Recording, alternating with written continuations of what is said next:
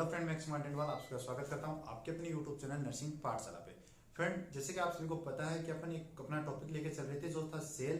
तो आज की क्लास में अपनी टॉपिक है सेल से ही रहेगी। जो आगे का अपना टॉपिक रहेगा, जो सेल का आगे का टॉपिक रहेगा उससे ही अपनी क्लास आगे रहेगी। तो बेक क्लास के अंदर अपन लोगों ने क्या पढ़ा था? बेक क्लास के अंदर अपन लोगों ने डेफिनेशन ऑफ सेल के बारे में स्टडी कर ली थी कि सेल की डेफिनेशन क्या थी। तो सेल की डेफिनेशन अपन लोगों ने क्या पढ़ा था कि सेल इज द स्मॉलेस्ट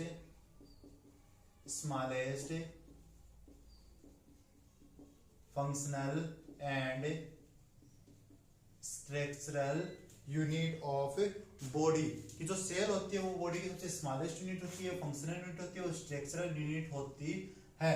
तो ये चीज अपन लोगों ने बेक क्लास में पढ़ी थी। इसमें अपन लोगों ने जो लार्जेस्ट सेल कौन सी, स्मॉलेस्ट सेल कौन सी होती है, लार्जेस्ट ऑर्गन क्या होता है, लार्जेस्ट जो स्मॉलेस्ट ऑर्गन है वो कौन सा होता है, ये सब अपन लोगों ने बेक क्लास के अंदर पढ़ लिया था। अगर आपने बेक क्लास नहीं देखी तो पहले बेक क्लास विजिट करना, फिर ये क्लास देखना। तो आज की क्लास रहेगी वो अपना रहेगा, जो आज की क्लास का अपना टॉपिक रहेगा वो रहने वाला है स्ट्रक्चर ऑफ ए सेल। कि कोशिका की जो संरचना होती है, कोशिका की जो संरचना होती है वो कैसी होती है। तो आज की क्लास में अपन जो सेल है उसके स्ट्रक्चर के बारे में, मतलब कोशिका की संरचना के बारे में पढ़ेंगे।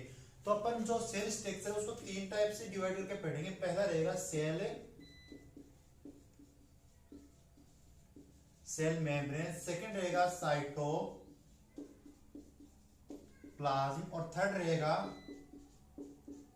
न्यूक्लियस। थर्ड रहने वाला वो रहने वाला है न्यूक्लियस। थर्ड रहने वाला क्या रहने वाला फ्रेंड? न्यूक्लियस। थर्ड रहने वाला वो रहने वाला अपना न्यूक्लियस। ठीक है फ्रेंड। तो जो सेल मेम्ब्रेन होती है वो क्या होती है? कोशिका जो सेल है उसकी जो आउटर कवरिंग होती है क्या होती है? आउटर कवरिंग जो होती है उसको अपन क्या बोलते हैं? उसको अपन सेल मेम्ब्रेन कहते हैं। फिर आता है अपना साइटोप्लाज्म। तो साइटोप्लाज्म को फ्रेंड अपन दो टाइप से डिवाइड करके पढ़ेंगे। साइटोप्लाज्म के अंदर अपन दो टाइप पढ़ते हैं। एक तो होता है अपना ऑर्गेनल्स और एक होता है साइटोसोल। जो ऑर्गेनल्स होते हैं जैसे एक सेल के अंदर जो भी ऑर्गेनल्स प्रेजेंट, जैसे माइटोकॉन्ड्रिया हो गया, गोल्जी बॉडी हो गया, राइबोसोम हो गया, एंडोप्लाज्मिक रेटिकुलम हो गई, smooth endoplasmic reticulum, rough endoplasmic reticulum, ये रहेगी। ठीक है फ्रेंड। और जो साइटोसोल होता है, जो फ्लूइड होता है सेल के अंदर, जो फ्लूइड होता है उसको अपन बोलते हैं साइटोसोल। फिर अपन बात करेंगे, नेक्स्ट बात करेंगे न्यूक्लियस की। तो फ्रेंड एक बार अपन डायग्राम के थ्रू समझ लेते हैं कि जो सेल मेम्ब्रेन होती है वो कौन सी होती है, ऑर्गेनल्स कौन कौन से हैं और जो न्यूक्लियस है वो कहाँ रहता है। तो ये अपना डायग्राम रहेगा। एक बार रफली आपको डायग्राम बना के दिखा रहा हूं।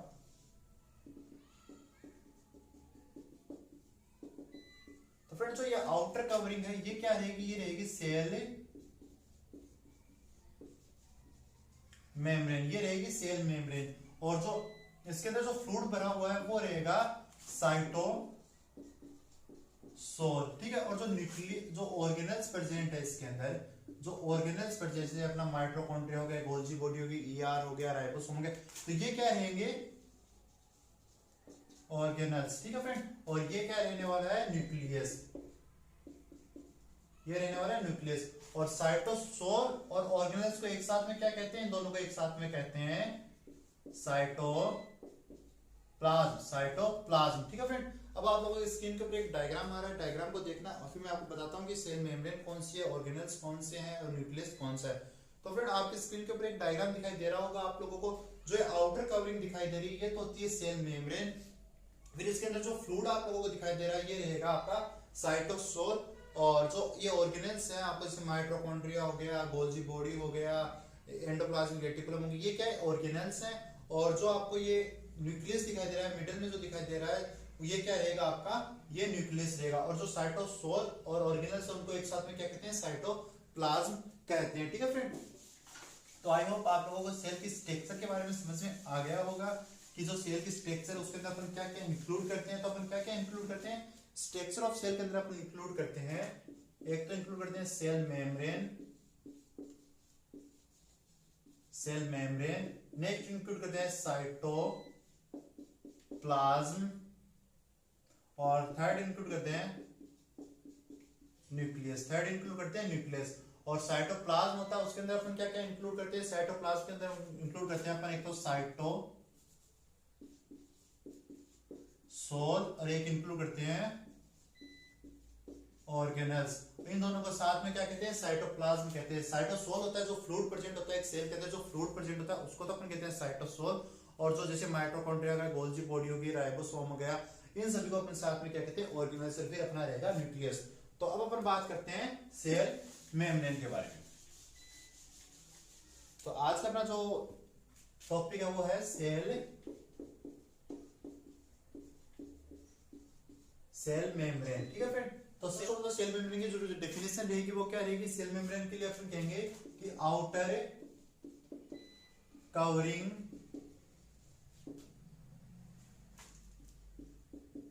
Covering of a cell. एक सेल होती है उसकी आउटर कवरिंग होती है सेल मेम्ब्रेन। नेक्स्ट अपन कह सकते हैं कि जो सेल मेम्ब्रेन होती है जो आईसीएफ और ईसीएफ को सेपरेट करती है।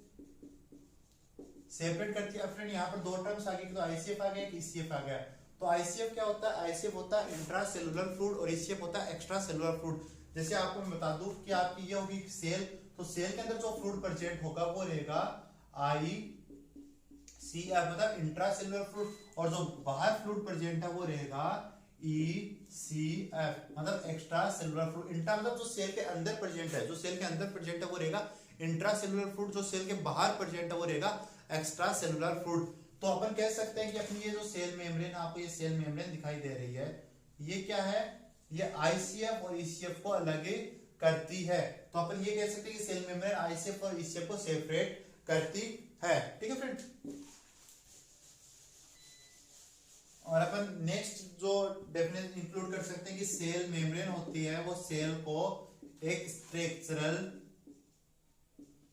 स्ट्रक्चर प्रोवाइड करती है। जो सेल मेम्ब्रेन होती है वो सेल को स्ट्रक्चर प्रोवाइड करती है। जो सेल मेम्ब्रेन होगी आउटर कवरिंग होगी, तो जैसे सेल मेम्ब्रेन रहेगी वही तो एक सेल को स्ट्रक्चर प्रोवाइड करती है फ्रेंड।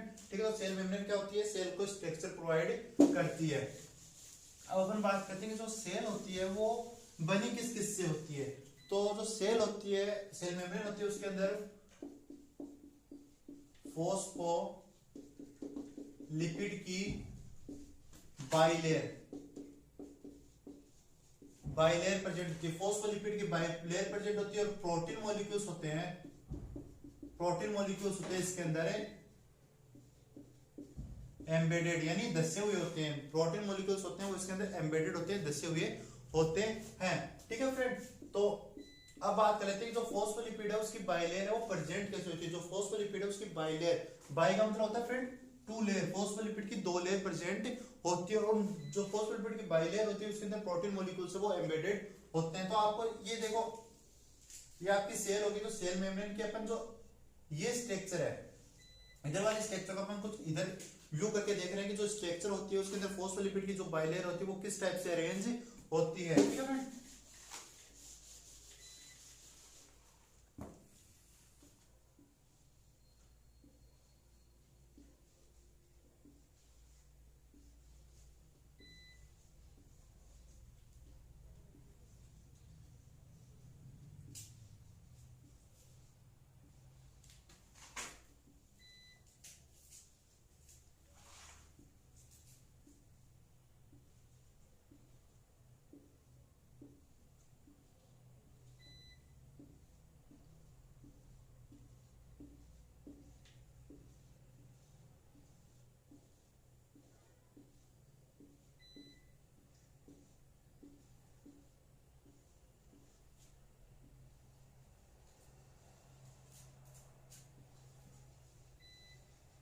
तो फ्रेंड ये स्ट्रक्चर होती है जो सेल मेम्ब्रेन होती है उसकी ये स्ट्रक्चर होती है। इसके अंदर अपन लोगों ने बात की कि जो फोस्फोलिपिड होता है,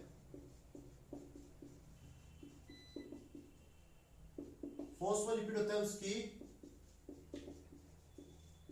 बाइलेयर प्रेजेंट होती है। तो फ्रेंड बाइलेयर कहाँ है, ये तो एक लेयर हो गई, ये दूसरी लेयर होगी, तो ये कितनी होगी 1 और 2। अपन लोगों ने यही तो बात की कि बाइलेयर यानी फोस्फोलिपिड की दो लेयर है वो प्रेजेंट होती है, और इसके अंदर जो प्रोटीन मॉलिक्यूल्स है वो इसके अंदर एम्बेडेड यानी धसे हुए होते हैं। तो ये रहे प्रोटीन मॉलिक्यूल्स। ठीक है फ्रेंड। जो फोस्फोलिपिड की बाइलेयर होती है, तो जो फोस्फोलिपिड का एक मॉलिक्यूल्स होता है, उसके दो पार्ट होते हैं फ्रेंड। ये जो मॉलिक्यूल है, अपन इसकी बात करें तो जो फोस्फोलिपिड का एक मॉलिक्यूल्स होता है उसकी स्ट्रक्चर कुछ इस टाइप की होती है। तो उसके दो पार्ट होते हैं, जो ऊपर वाला आपको पार्ट दिख रहा है वो तो होता है हेड, और जो नीचे वाला पार्ट दिख रहा है वो होता है टेल। नीचे वाला पार्ट होता है वो टेल होता है। फ्रेंड आपको ये तो पता चल गया कि स्ट्रक्चर अपन लोगों ने कहां से ली है। तो फ्रेंड जैसे मान लो आपकी ये सेल है, तो इसकी अपन लोगों ने ये स्ट्रक्चर वो यहाँ दिखा रहे हैं, यही अरेंजमेंट है पूरी सेल के अंदर होता है, कुछ इस टाइप का अरेंजमेंट होता है ये।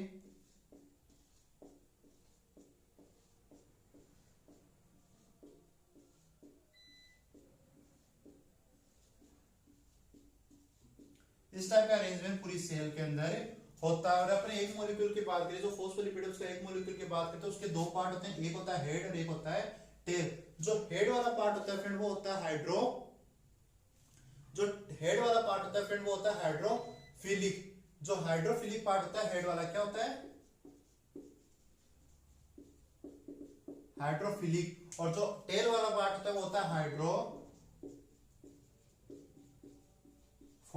टेल वाला पार्ट होता है वो हाइड्रोफोबिक होता है।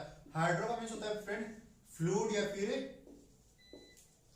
फिर वाटर, फ्लूइड या फिर वाटर, ठीक है फ्रेंड। और फिलिक का मींस होता है लव, मतलब वाटर से लव करने वाला, या फिर अपन ये कह सकते हैं कि वाटर की साइड वाला पार्ट या फिर फ्लूइड की साइड वाला पार्ट। जैसे फ्रेंड डायग्राम में देख सकते हैं अपन कि इधर क्या है, मैंने अभी बताया ECF है, इधर क्या है ICF, इधर है इंट्रासेल्युलर फ्लूइड, इधर एक्स्ट्रा सेल्युलर फ्लूइड। तो दोनों फ्लूइड की तरफ कौन सा पार्ट है, फ्लूइड की तरफ हेड वाला पार्ट ही तो है। देखो इधर भी हेड वाला पार्ट है और इधर भी हेड वाला पार्ट है। तो जो हेड वाला पार्ट होता है वो तो होता है हाइड्रोफिलिक, और जो टेल वाला पार्ट है जैसे ये वाला पार्ट है ये होता है हाइड्रोफोबिक, मतलब पानी से डर लगने वाला, फियर फ्रॉम वाटर, ठीक है, या हेटिंग वाटर भी कह सकते हैं, ठीक है फ्रेंड। तो ये वाला पार्ट है, देखो आप ये वाला पार्ट जो दिख रहा है ये वाटर की साइड नहीं है ना, तो इसलिए कहते हैं इसको हाइड्रोफोबिक पार्ट कहते हैं, ठीक है फ्रेंड। अब आज में जो मॉलिक्यूल्स होते हैं, जो प्रोटीन मॉलिक्यूल्स है इसके अंदर एम्बेडेड होते हैं, वो ट्रांसपोर्टेशन का काम करते हैं।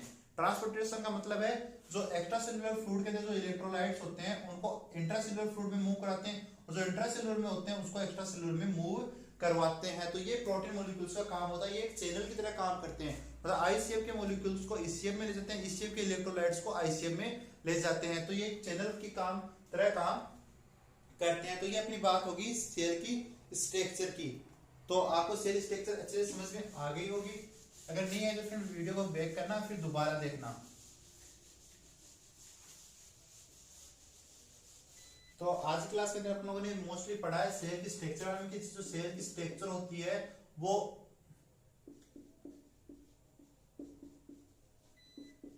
फोस्फोलिपिड की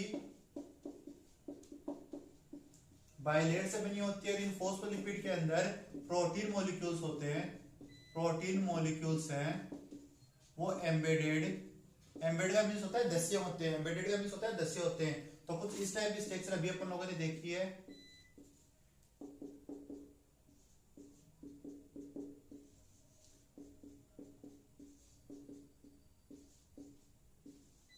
कुछ इस टाइप की स्ट्रक्चर अपन लोगों ने अभी देखी है फ्रेंड। तो इसके अंदर ये क्या है, प्रोटीन मॉलिक्यूल्स का जो दस्य होता है ये बाइलेयर ऑफ फोस्फोलिपिड है। और फोस्फोलिपिड के एक मॉलिक्यूल की बात करें तो इसके दो टाइप होते हैं, एक तो हेड होता है, एक टेल होता है। जो हेड वाला पार्ट होता है वो तो होता है हाइड्रोफिलिक, जो टेल वाला पार्ट होता है वो होता है हाइड्रोफोबिक। तो ये होगी सेल की, जो सेल मेम्ब्रेन है उसकी स्ट्रक्चर होगी। और मैंने आपको नेक्स्ट क्या बताया था, फर्स्ट स्ट्रक्चर जो सेल स्ट्रक्चर है उसके अंदर फर्स्ट होता है सेल मेम्ब्रेन, और सेकंड क्या था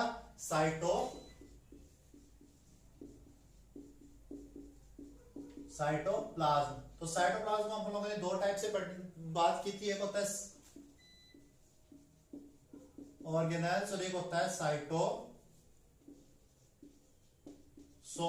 तो ऑर्गेनेल्स के अंदर जैसे बात करें अपना माइटोकॉन्ड्रिया हो गया, राइबोसोम हो गया, गोल्जी बॉडी हो गई, एंडोप्लाज्मिक रेटिकुलम हो गई, ये स्मूथ एंडोप्लाज्मिक रेटिकुलम हो गई, रफ एंडोप्लाज्मिक रेटिकुलम हो गई, ठीक है फ्रेंड। ये चीज अपन लोग पढ़ेंगे नेक्स्ट क्लास के अंदर। जो साइटोसोल होता है वो क्या होता है, जो फ्लूइड प्रेजेंट होता है, जो सेल के अंदर फ्लूइड प्रेजेंट होता है उसको बोलते हैं अपन साइटोसोल। तो आई होप फ्रेंड आपको आज की क्लास अच्छी लगी हो। अच्छी लगी तो क्लास को लाइक, चैनल को सब्सक्राइब और वीडियो को शेयर कर देना। Thank you.